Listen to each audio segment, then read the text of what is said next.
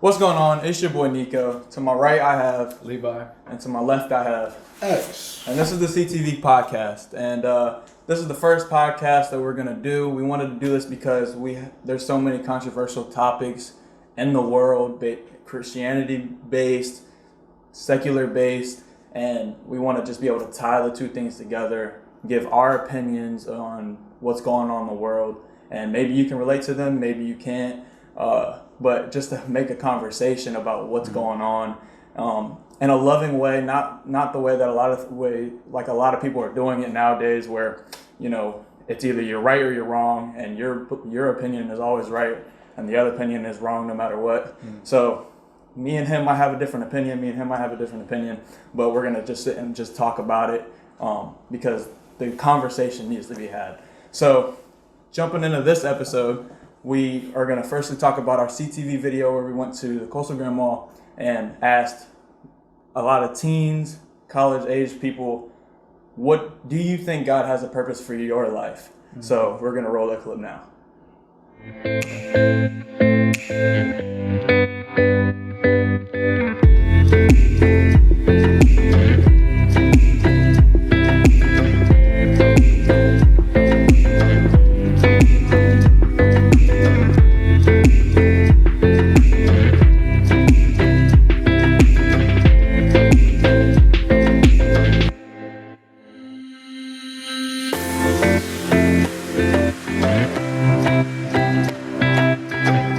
What's going on, culture? Chris here, and we're out here at the mall, and we came out here because we just wanted to know, if people believe that God had a plan for their life.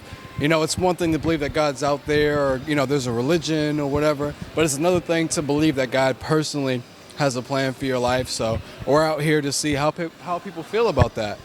Do you believe that God has a plan for your life? Yeah, do you believe that He has a plan for life? And what do you think that looks like? What do you think that entails for your life, man? To be honest, that's definitely a good answer, because I think about it all the time, because a lot of bad things happen in my life, and I always question it. If God's so good, why did He allow that to happen? Yeah. But then again, that falls back on your perspective as a person and what you need to do to get there, to get in that point of life and where you want to be. Yeah, God really has a plan for your life. He put everybody in this world with their own problems and everything, and you have a path. Mm-hmm. I believe He has a plan for all of us, but He bestows that into our own self. We make our own plan, but He made us have our own plan. Yeah, I believe that we have a road that we're traveling on, and everything that happens for a reason, whether it's good or bad. And He's looking out for us, or something is looking out for us. Has a plan for your life? Yeah, He has a plan for our life. He has everything set for your life before you even get here. So yeah, he. It's very complicated, but I have faith, but also reality. The reality of life. So yeah, it's complicated right now. It's complicated. Okay. Yeah, I honestly feel like the God has a plan for our life. I feel like He's gotten us. I really don't know how, but I feel like you can take your path whatever way. He'll lead you whatever way you want to go. I feel like He'll lead you in the right direction if you choose that direction anyways. I think it looks pretty good because I'm going down a really good path.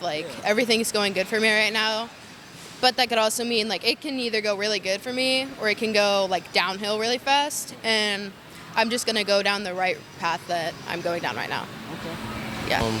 I know He has a plan set for me. I don't know exactly what it is. I probably never know what it is right now, but as long as life goes, as long as I keep believing in Him, I'll find my way. I believe God has a plan for everybody. You just have to stick to it, and He will guide you in the right direction wherever He wants you to go.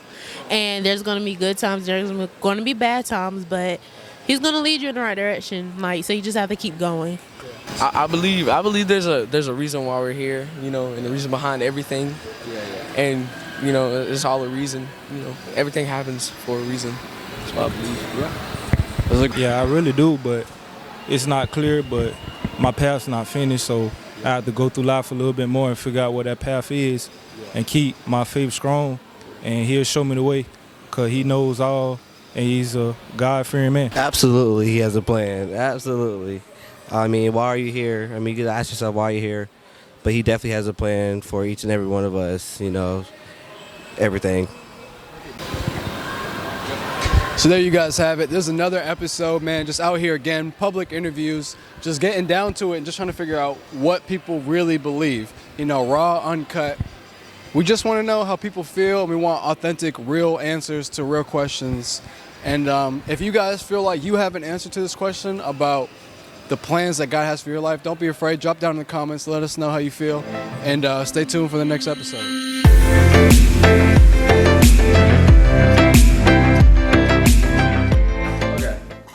So, I felt like God wanted us to go around asking people, like, you know, if they knew or believed that God had a plan for life. Because I feel like there's a lot of people out there who are kind of just, like, on their own, or, like, you know, they don't really know what their life is supposed to be like. And they just feel like I said, you know, they're out there on their own. And I feel like we wanted to go out and challenge people to really think, like, is that what your life is supposed to be like? Or does, like, God really have something for you that maybe you haven't tapped into yet, or that you just don't know about? Mm-hmm. So that was essentially at the heart of the question, was to get people to really start to challenge what they just believe and get them to think about it. And I think for some of those people, it might have been the first time where, like, they really stopped and was like, dang, I don't really know. Yeah, there was a few times, a lot of them, they did stop and were like, like, kind of, which we didn't obviously show in the video, but they were kind of like, you know, kind of thing. Yeah. But a lot of them were saying, like, kind of, everybody was kind of like on the same page, but, like, there was a lot of, like, I don't know. There was I'm kind of just going down the same path, waiting for God to kind of show me. Exactly, yeah. Exactly. What do you think about the responses we got?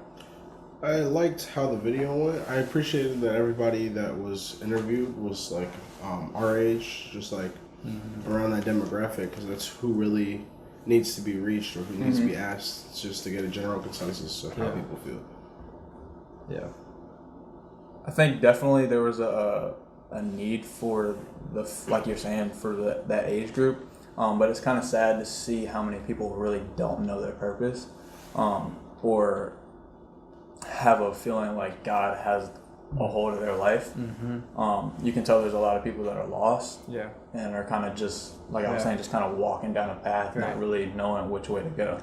Yeah, I think, like, one of the things that I realized about the answers was, like, a lot of people kind of said, like, you know, I'm just on this path, and I feel like somewhere down the road it's going to play out for me.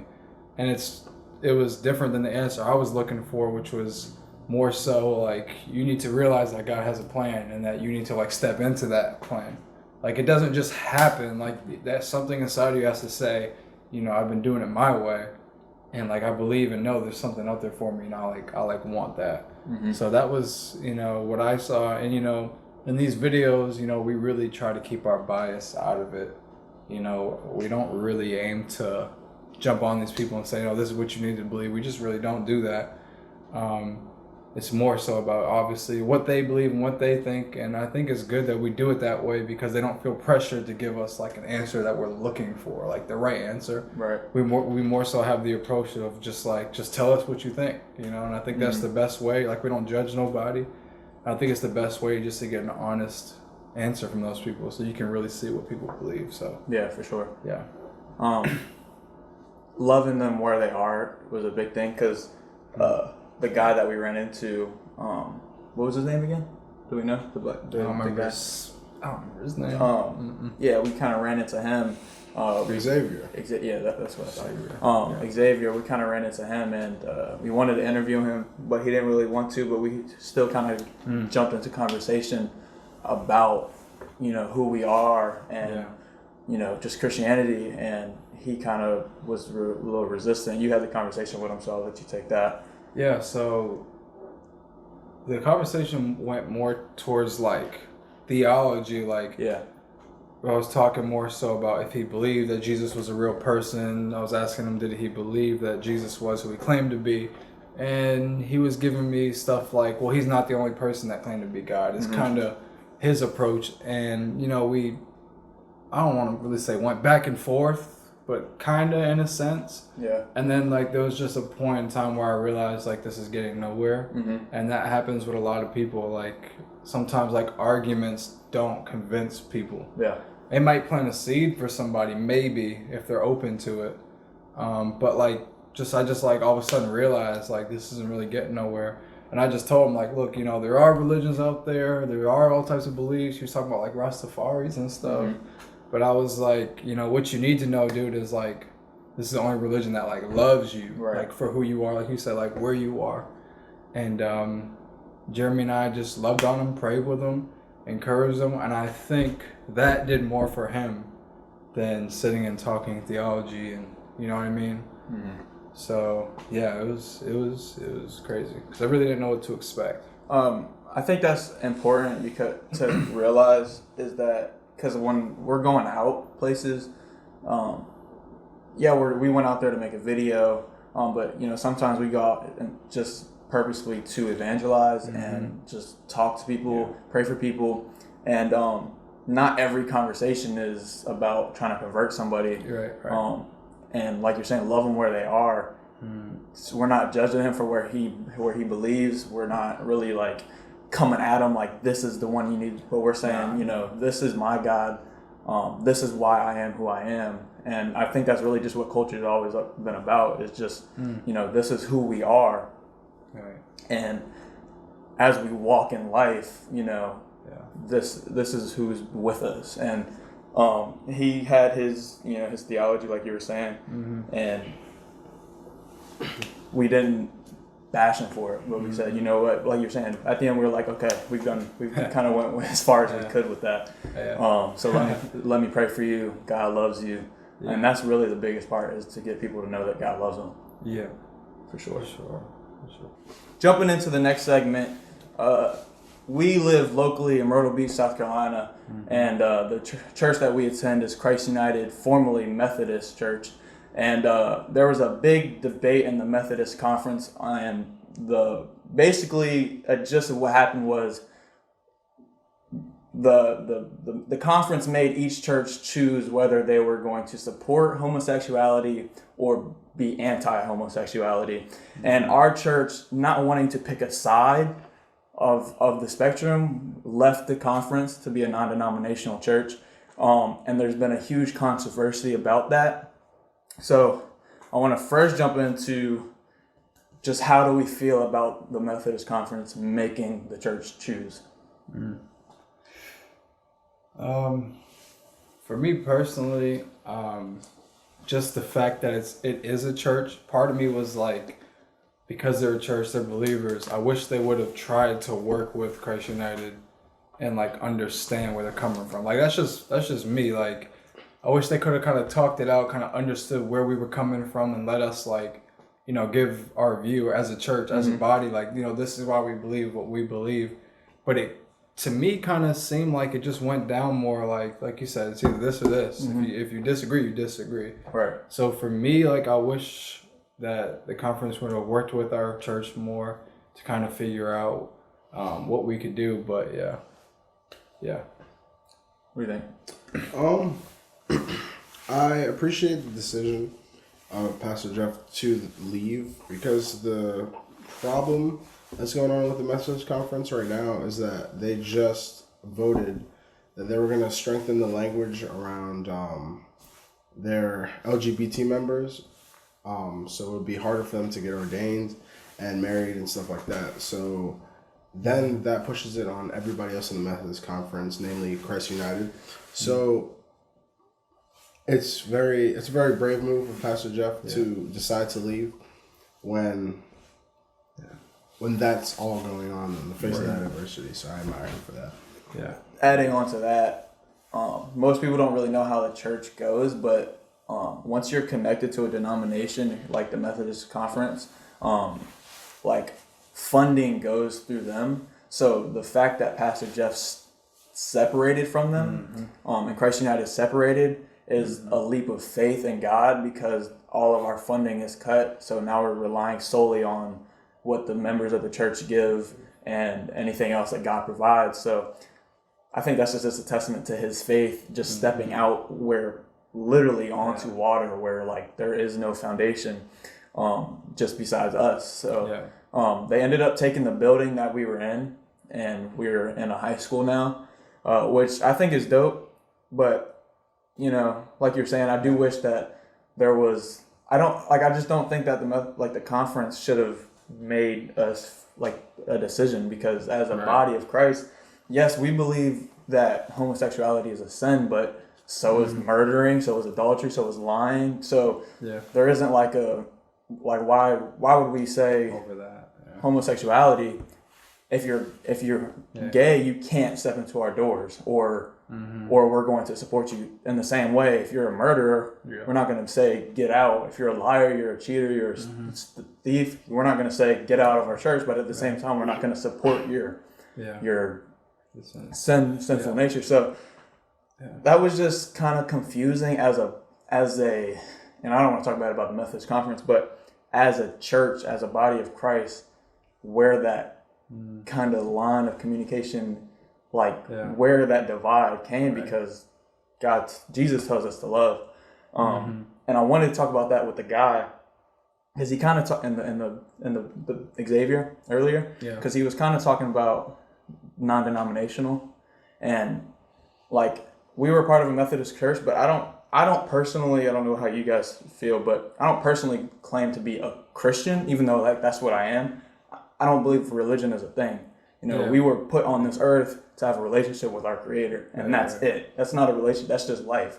So I don't necessarily claim a denomination. I'm just a follower of Christ. I'm a believer, and I live the way that the Bible tells us to live. Right. So loving constantly is what we're supposed to do. That's our mission. So why would a conference say, tell a church to say not to love, somebody because of something that they're doing? So I just thought that was just a huge red flag to something in that structure isn't right, and there's a divide from God talking to something. And I know it's not everybody in the Methodist Conference, but there's certainly a divide. Yeah. So. And I think for me, just another totally different view on everything that's happening. It's like just seeing what we're doing as a church is also like a testimony to me, in my own walk. Like you said, we're in a place where we got a nice building, we're comfortable, everything's good. But at the end of the day, it's not worth more than being where God wants you to be. Even if that means you have to give up stuff. So it just makes me think, and it encourages me in my own walk, just to see us doing it as a building, and not just in the building, do it also in your own life, you know? So, just everything that's going on, I know everybody knows about it. I know people in Soccer City know about it. I mean, it's been in the news. And I just really feel like everybody just looking at Christ United, just saying how is God going to bless them being obedient? What is God going to do? Right. And it can be scary or it can be exciting, and or both. And I'm more so excited about it. I'm expecting God to move more powerful in the services. I'm just expecting the miraculous for us as a church, because like you said, we stepped out onto water, and it's pure faith. So I'm excited to see what God does. So that's my personal, that's my 2 cents. Another thing is that it's kind of sad to see, because there's been a lot of hate towards our church, because I don't know if they just think that because we left, we're anti-homosexuality, not supporting, or if they really understand, because I don't understand why, because we gave the definite what is the word? We gave our reason for leaving. We were times very definitive about what we meant. It wasn't that we were going against it. We just didn't want to choose a side. We just wanted to love. So we got a lot of hate from the community, a lot of support as well, because the people who really understood what we were doing, the strength and the faith in God that it took for us to do that. But there was a lot of hate, and it was really come on, man, Yeah. So. Definitely. All right, so jumping into our next segment, a big thing in, conversation now is Kanye West and his salvation, his new album, Sunday service. So to break it down for people who don't know, if you don't know about Kanye West right now, then you're out of the loop. Kanye recently officially, accepted Jesus Christ in his life. He made a gospel album. He's been doing church services around the world. And a lot of people think that it's just for show. It's just to, for publicity, because we know Kanye has a bad history of doing things for publicity, yelling Kanye for president 2020, disagreeing with Trump, just a lot of stuff. So what's going on with Kanye? Do we support him? Do we not? Where do we see Kanye right now? Personally, I support Kanye. At first, I'm not gonna lie, I was hesitant. Like, Kanye is just known for being crazy, like you said, like bad history. But after just like looking at some of his interviews, looking at what he's doing, his wife came out and said like, no, this started for him. It was just like a healing for him. Like it was a personal thing. And then listen to his testimony saying like, and like I think what a lot of people forget is like early in his career, he dropped Jesus Walks. Like he had this vision of Christianity. Like he grew up, like he knows about Christianity. Yeah. And he even said way back then that this is what he wanted to do. He wanted to pursue Jesus. That's who he was, who he is. And, just like him, like we all got a story. And like just listening to him talk about it, he talks about how he has to deal with people saying like, this ain't real, this is you. But he'll just say, like, I'm just like anybody else. I was asleep. Like we get in mess, but imagine being rich and then getting in mess. Right. Like, he's living. And what happened with Kanye is because he had a call early on in his life, I personally believe that God paused all of it so he could only go so far. And it always seemed like Kanye hit a wall and he was screaming at Nike, screaming at like trying to pop off, you know what I mean? And I think for Kanye, what happened with him was he realized that I've been trying to do me, I've been trying to do it the devil's way, I've been trying to do that. And then he remembered, like, God spoke to me, I'm supposed to do this. Yeah. So I think what happened with Kanye is, he was drugged, he realized he was getting dragged through the mud, he could have been so far. And I think what happened is he realized, like, man, I need God. Like, God can use me and take me further. And, like, I think people should still be, like, just helping him and, like, you know what I mean? Like, don't just be like, yeah, Kanye for president, yeah, or Kanye my pastor, none of that yet. He's still a young believer. But I just think, he's like anybody else. I mean, he had, he went through some stuff and now he's awake. So pray for Kanye. So, yeah. I think that this is a very good example of how God can use people, because he took him through all of this. We've seen it.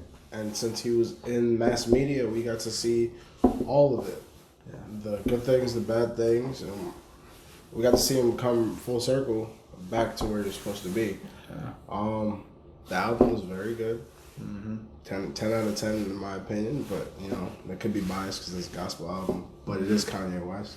Yeah. He's been through a lot.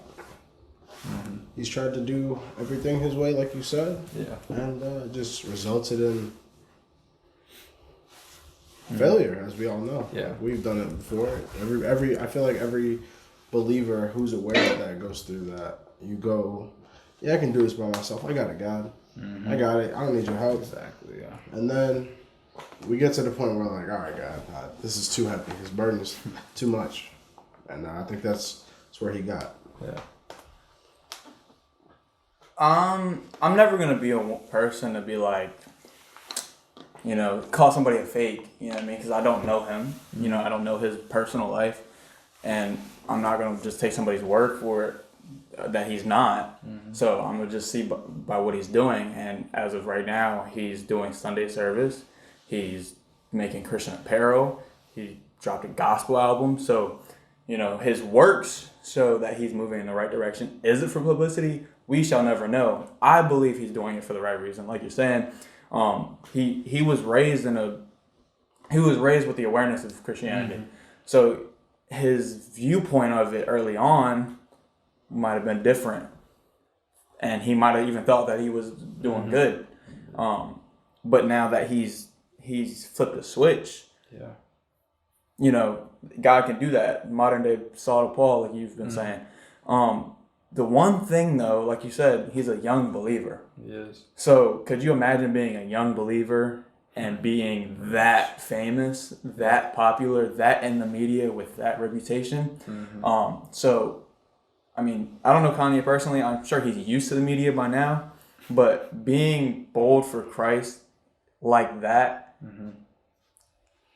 it's tough. It's hard to be bold for Christ on a college campus in South Carolina sometimes. If anybody can do it, Kanye can do it. Right. So I want to give as much support to him because he's doing good, regardless of what people are saying. But I'd also want to caution, to Kanye, you're putting yourself out there a lot for a young believer, and you're gonna fall on your face time and time again, like we all do. Yeah. But now it's gonna be in front of the media. Exactly. When he flips, when he cusses somebody out, it's going all over the media. We told you, Kanye, you're a fake. This, that, and the other. Everybody slips up. He's going to slip up. But now he's going to have to do it in the media with all this backlash coming at him for claiming to be a Christian. Definitely. For people like Lecrae, Bishop T.D. Jakes, pastors, they've been in the famous public eye as a Christian their entire life. And a lot of them, especially the ones I watch, will proclaim their mess ups. They will make it known. So yes, it's still as harsh reality for them to get publicized like that. But for Kanye, it's even more. Yeah. So for a young believer, I would just caution because it can put you back where you came from if you take stuff the wrong way, if you fall on your face and you don't have the right support around you to keep you moving forward. Yeah. So best of luck to Kanye. His album was fire. What y'all think is the best song on the album? Oh, it's tough. I don't remember the track name. Pull it up. I don't really remember. What we got? Jesus is King. You said Jesus is. That's not my favorite one. That's not a song. It's the last track. I like Jesus Gospel. I think it's the last track. I like Follow God. Follow God. Follow God. No, there's one after Stronger, right? Ooh. Yeah. Follow God. It scrolls down. I like Follow God. Oh, Jesus is Lord. Jesus Lord is tough. Yeah. That one. My favorite is Use This Gospel. Yeah. The song, low key, is not that good, but the beat is just so fire. The trumpet solo at the end, and then when he brings back the beat, that's all I've been listening to on the album. I haven't even gotten through the entire thing because I stopped on that. It's freaking sick. So Everything We Need was very sonically sound. Yeah. Very amazing. For sure. Yeah. And he used all of his Sunday service people.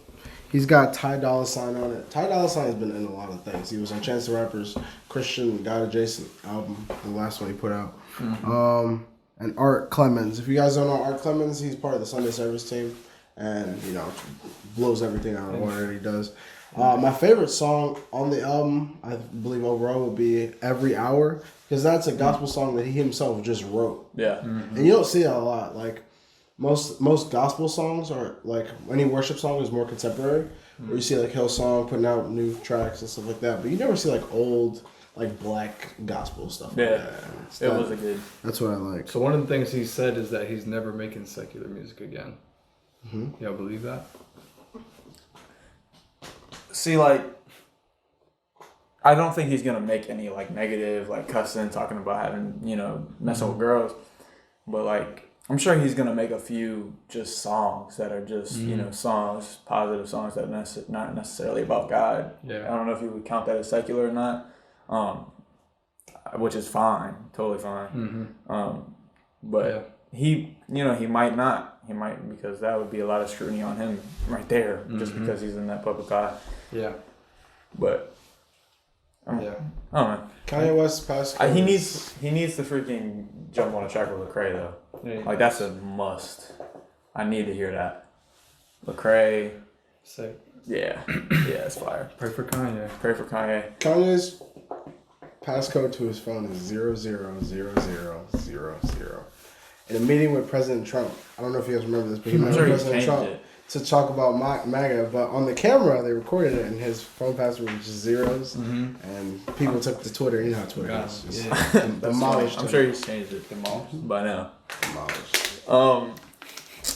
I don't know much about the Sunday service, but I know it's just a massive thing that he's traveling the world with. There's controversy on that too. Gospel. I know at first when he was doing it, it wasn't all gospel. It was songs from his Life of Pablo album, which wasn't secular as we know. I mean, which was secular. But he gospelized it. So the beginning Sunday services, I had some problems with. Because it felt like he wasn't God-like. He was just God-adjacent at this point. He was just like... But after a while, it grew into... Like, you saw the content of the Sunday services turn into more actual God stuff. Starting to have preachers show up, teach a word. Right. You know, people I watched an interview with Chance the Rapper, because obviously Chance the Rapper is a Christian, regardless of how many people believe about his music. He at least believes. So he does a lot of gospel stuff, and I watched the interview, and he said that Kanye asked him to be a part of Sunday service, but he wouldn't be a part of it unless it was strictly gospel. So I don't know if that was like a turning point for Kanye or not, but I know that's something that Chance the Rapper said. It's kind of dope. Yeah, people were getting on him for charging to come to the events, to like show up, because he was supposed to, you know, at first people were thinking he was just traveling, being outside, and just, you know, everybody come, but you know, I think he was charging like a couple $100 for a ticket to show up. You know, and people were saying, "Oh, that people were just going to see Kanye," which is, you know, of course true. But do we have a problem with worship concerts you got to pay to get in? Do we have a problem with church conferences that you got to pay for the weekend? I don't personally. I don't. Your gift will make that for you. It will make it happen. Yeah. If you have faith and have your gift for putting together, money shouldn't be an issue when that is there. If you're doing it strictly for the money, then I see where that's a problem, because you're making money your God. But when it's just a byproduct, like people are paying you to do something, that's just because it's. I know he talks about this on his album too, in one of the tracks. He said something like, "If I charge you, they get on me, but I'm trying to lead you to Jesus," something like that. He said. I mean, if you think about it, like, if I try to lead you to visas. Yeah. That's what he's talking about. To lead you to Jesus. Pain. Yeah, but if you think about it, I mean, he's got to pay. I mean, I don't know. He's in debt. No, not even that. He's got to pay all the artists that come. He's got to pay the people who are going to come speak. You got to pay for the venue. You got to pay for security. So if he's not charging, he's got to find that money. Shout out Phil the Keys, at Phil the Keys on Instagram. He's the keyboardist for all the Sunday services. Probably nice. Shut up. Shut up. But so like, Shout out. You know, he's doing that. You gotta pay people to do that. So I mean, I don't know what people expect for him to do it for free. And then, it's a Sunday service thing. Yes, you're worshiping, but like, you're paying to have that experience, but you're also paying for a live music and a concert the same way you pay for a worship concert. And if he's doing it for the money, iffy. But at the same time, he's leading people to Christ. So you can't really be too on him. But I think his heart's right, honestly. I do think his heart's right. I think his heart's in the right place. Yeah. Anything That's else? good. No, it's good. It's good. All right, so before we wrap up, we wanted to do something fun. And we wanted to do a One's Gotta Go. One's Gotta Go. So the way we're going to do One's Gotta Go is that you'll start off with the first thing that you're keeping. All right. So we'll all do one, and then we'll do the next one, and then the last one we say the one that we're getting rid of. All right. So today's One's Gotta Go is breakfast food: bacon, eggs, pancakes, and cereal. So bacon can't be on anything. Pizza, bacon wrap, chicken, bacon wrap, anything. Bacon in general. Eggs. No more eggs and rice. No more egg omelets. No more eggs and cake. Tough. Yeah, no more eggs. Anything. Pancakes. All the different types of cereal. Cereal bars. I don't know. We don't really eat those like that anyway. But so cereal and everything. Eggs and everything that it's associated with. So. Dave, go. First one that's staying on your board. I'm gonna have to go with just keeping cereal. Cereal's a staple of everybody's childhood up until they're like 20, or not 20, maybe 17, 18, and then you have to need it again when you're like 50, 60. Have you seen the Cheerios commercials? They're either really young or really old. Yeah. And I think that cereal would be on my list because it's held me down and it will hold me down in the future. It's just a solid pick. Favorite cereal? Go. 3. Top 3. Go. I like Frosted Flakes. In any order? Any order. Cereal. In any order? Top 3 in any order. Any order. It's just 3 cereals that are good with milk. That are good with milk. Frosted Flakes. Raisin Bran. Keeps your body good. And Cheerios of any kind. Yeah, that's the most basic. Clean. I mean, you can't go wrong with it, but rock with it. I say the first thing that's gotta stay is bacon, man. Like I can just dog some bacon. Yeah. Honestly, I can dog some bacon. Yeah. I'm thinking turkey bacon on burgers. I'm just gonna say bacon as well. Yeah. Because like nothing's like, get a cheeseburger with some bacon. Right. And some yeah, cup of bacon. I'm just kidding. bacon juice, bacon, yeah. Amazing. Bacon is just a fire. And bacon it's a staple. Bacon no more pigs in a blanket. It's a lot of bacon stuff. Yeah. Bacon bits. Yeah. Bacon bits on salads. Like, bacon is just so versatile. Mm-hmm. Bacon strips are made out of bacon, so you don't like dogs if you don't pick it. Back to me. You keeping bacon? Yeah. I'm keeping cereal. I'll also keep bacon. Okay. Oh, it's a draft pick. I get it. Yeah. My second pick is bacon, yeah. My second one gotta be eggs. Because you can eat eggs regular. Mm-hmm. My favorite, I don't know. What is regular to you? That's the point. I got like hair stuck on me. You can eat it hard boiled eggs, scrambled, sunny side up, hard, like, and then my favorite is an omelet. And you can't have an omelet without bacon. Never heard of hard eggs. What? You never heard of over hard? No. Am I tripping? It's over easy and over hard. We're gonna have to. There's both. Over easy is the Sounds like you're naming difficulty. All right, we're gonna have to look it up now. See, it came up. Look, you've been saying this since entire life. Look, that's over hard eggs, dude. What is that? Versus over easy. Versus. Look, the difference. Breakfast battles. Look at the difference. That's over easy. That's over hard. Over medium.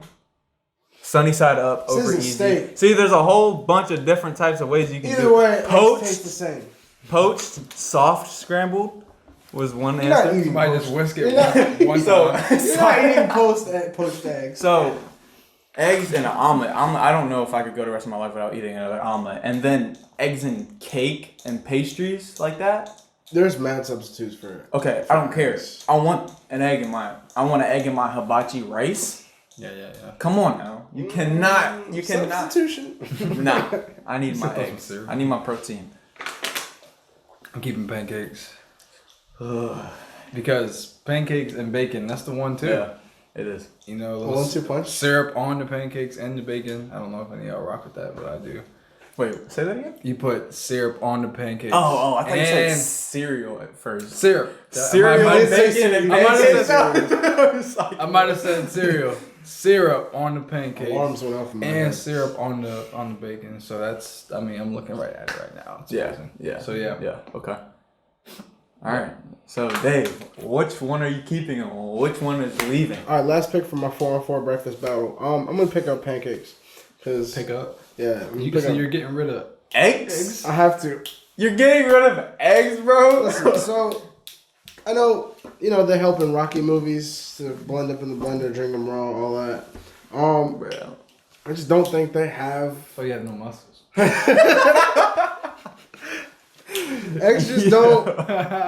I don't know, they're just not good. You're eating an entire we're all eating animals. So especially with you bacon. gonna sit here and try to tell me you don't eat chicken? This is a baby. You gonna tell me you don't eat chicken? This is a baby. I like chicken. Chicken's a staple. I know you like chicken. Chicken's a staple. Let that egg grow up. Hey, Become a chicken. let the egg get a chance to live. Now we're first. rocking. I'm pro chicken life. All right, I'm pro chicken life. Let that egg hatch, and we got bird. Yeah, we're good. All right. That chicken can make more eggs. All right. So what if I said that So, you get rid of eggs, you get rid of chicken?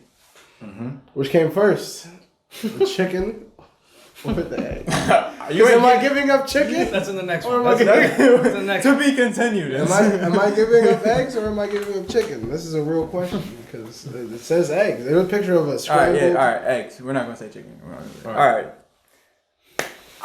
This is tough, dude. Pancakes is cereal left on my board. What do you got left? I got cereal and eggs left. That's easy. I got pancakes and cereal, dude. Honestly, like, I could go without eating either one of them ever again. To be honest. Dangerous. But it's just about which one I'd have to say. And I think I gotta get rid of pancakes. I think that's the most scandalous thing I've ever heard anybody say. I gotta give my argument for both of these. Cereal just takes me back to when I was 7 years old on a Saturday morning watching cartoons. With 4 bowls of Reese Puffs. 4 bowls? Yes, dog in them jugs. I haven't had cereal in years. Pancakes are just kind of like, I don't know, actually. 4? I'm not gonna. Yes, bro. Yes. In a row on the table? Bro, and you don't. Same bowl? Nah. I meant like, Same I'm bowl? refilling them Keep jugs. the box with you for Yes. bowls. Yes. And then you don't go get the box 4 times. You just refill until you have no more milk left. That's how I used to eat cereal, dude. I'm telling you. I just refill until there was finished the milk? I just get 1 bowl of milk. Oh, until the milk runs out of the bowl. Yes. So like you eat once cereal like a refugee. Chill out. Actually, I don't know. See, that's why you have to give it up. You didn't. Yeah, you ever had real cereal? Nah, that's the best. Top 3 cereal: Reese's, Captain Crunch, and Captain Crunch is like eating glass. What? Cut your mouth up. I'm trying to go between Fruity Loops and Apple Jacks. Definitely Fruity Loops. Fruit Loops, sorry. Fruit Loops, yeah. That's top 3. I gotta get rid of cereal, actually. I'm sorry, I'm changing my pick. I gotta keep pancakes. Yep. I got to. I'm sorry. also getting rid of cereal. They're real fluffy in the picture, huh? Because I'm not getting rid of eggs. You can't. You I cannot. get I eggs. can't believe cereal was your first off the board, though. I just had to snag that because I thought that. No, he got rid of eggs. You got rid I of did eggs. get rid of eggs, yes. Yeah, but he you put drafted cereal first. He drafted That's cereal. near and dear. I guess that's just a big dude's dream, right? Bro, you got the cow. You get the and you're freaking basically popcorn thinking bowl of cereal and dog tag. Cow, pop? No. Oh, dang it. This right here. So you ever mix 2 things of cereal? in one? Cow Actually, for the milk. I've never done that. You've never. Have you? Never. I go straight out of one box. And then that box You ever is miss done. like You're moving sequences. Cocoa Puffs and You've shown me Reese's? through your cereal eating habits that you are a monster. 4 All right. bowls. All right, that's been another So installment. I knocked out cereal. Yeah, Knocked out. cereal. And you knocked out eggs. Yikes. He's not grown yet. Tough. Tough. Yeah, this Guys, you can't see the laptop, but I'm looking at a picture of an egg. It just I'm in a gonna bowl, put this. I'm gonna put. about this to on. be scrambled. I'm Like, gonna put this exact picture on there. would for you them to not see. rather? Okay, you guys can see it. So when you see it, tell me that this egg does not look like it could have been something. Right? Tell me that this egg could have had a family. This egg had a This is purpose. a very promising egg. This is supposed very to feed a promising family egg. of 5. Very promising egg. Yeah. This is a movie star egg, guys. And Yeah. Junk sticking to the pan too. It's all good. I'm putting that up. All right, it's been another installment, or the first installment of CTV Podcast. Name may be coming soon, official. God is great. We'll see y'all in the next one. Peace.